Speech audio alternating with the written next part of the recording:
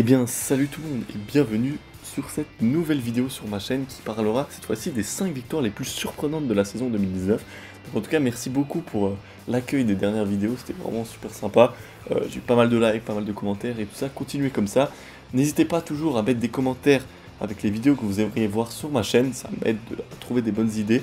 Et c'est toujours sympa de lire vos commentaires. Donc pour cette vidéo, on parlera des 5 victoires les plus surprenantes de la saison. Et donc un concept beaucoup plus court. Et je pense que ça va plus vous plaire, ça va être beaucoup plus rapide, je vais moins expliquer plein de choses. Mais au moins, ce sera vite fini. Du coup voilà, c'est assez pour cette intro et je vais vous laisser avec mes 5 victoires les plus surprenantes de la saison 2019. On va directement commencer par la première victoire très surprenante, selon moi, c'est celle de Mathieu Van Der Poel à l'Amstel Gold Race. Donc évidemment, c'est pas une victoire surprenante par son coureur qui l'a gagné, mais plutôt par le déroulement de la course. Donc je résume très vite fait, il y avait deux coureurs qui étaient partis à l'avance, c'était Jakob Fuglsang ainsi que Julien Alaphilippe, et Mathieu Van Der Poel était un petit peu piégé, mais a réussi à faire une poursuite incroyable, il les a dépassés dans les 500 derniers mètres, et ce qui était pour moi l'un des plus beaux finales de course de cyclisme que j'avais jamais vu de ma vie, et donc je pense que ça mérite d'être dans ce top, parce que c'était vraiment une des victoires les plus surprenantes dans son contexte.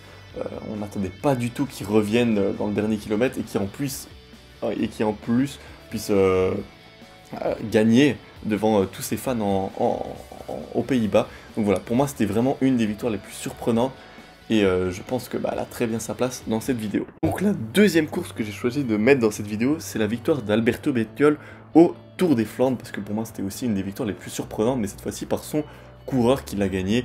Effectivement, on attendait tous les spécialistes, Greg Van Avermaet, Philippe Gilbert, Peter Sagan, voilà, tous ces coureurs-là, mais absolument pas Alberto Bettiol. Et donc, pour moi, c'était la plus grosse surprise de ce début de saison, et limite peut-être de toute l'année.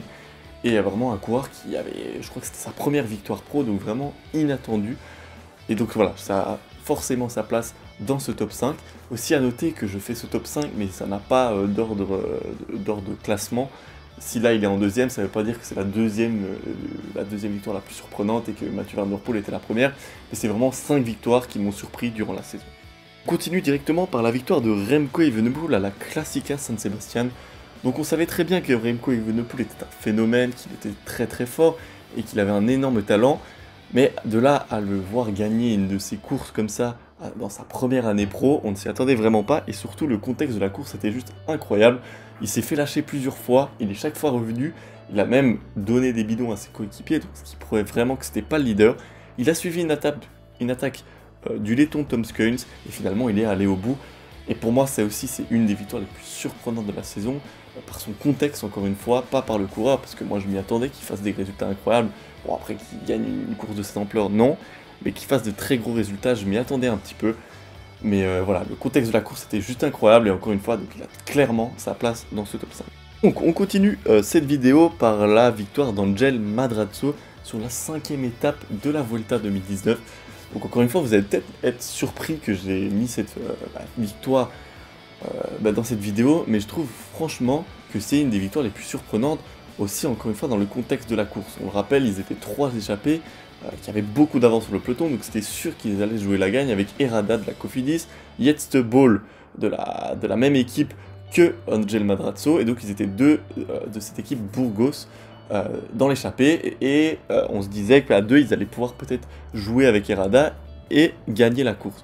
Malheureusement, on a vu très vite que Madrazo était beaucoup trop faible, et il s'est fait lâcher dès les premiers mètres, mais il s'est accroché, et un peu à la Julien Alaphilippe, il est revenu avec la rage et vraiment l'envie de bien faire.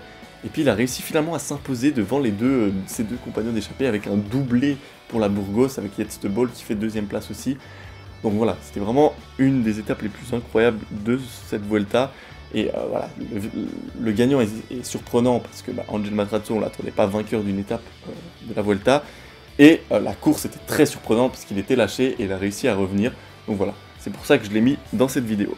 Pour finir cette vidéo, je pense que vous l'attendez tous, évidemment, c'est la victoire de Mats Pedersen. Donc voilà, c'était la victoire la plus surprenante, je pense, de cette année avec celle d'Alberto Bettiol. Du coup, on commence par une victoire très surprenante et on finit par une autre victoire très surprenante. Là, elle est surprenante par son vainqueur et aussi par le contexte aussi.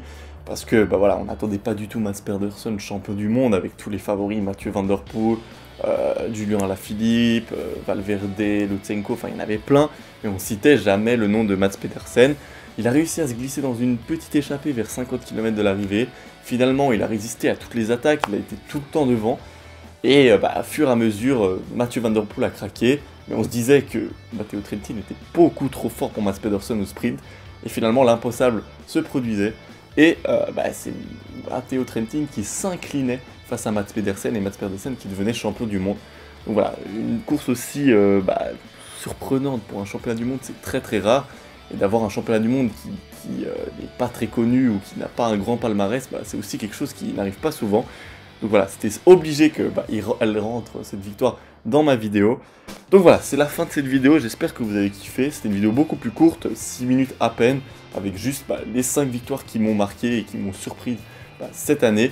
Dites-moi dans les commentaires aussi, si vous êtes arrivé jusqu'à la fin de la vidéo, quelles autres courses ou quelles autres victoires étaient aussi surprenantes pour vous.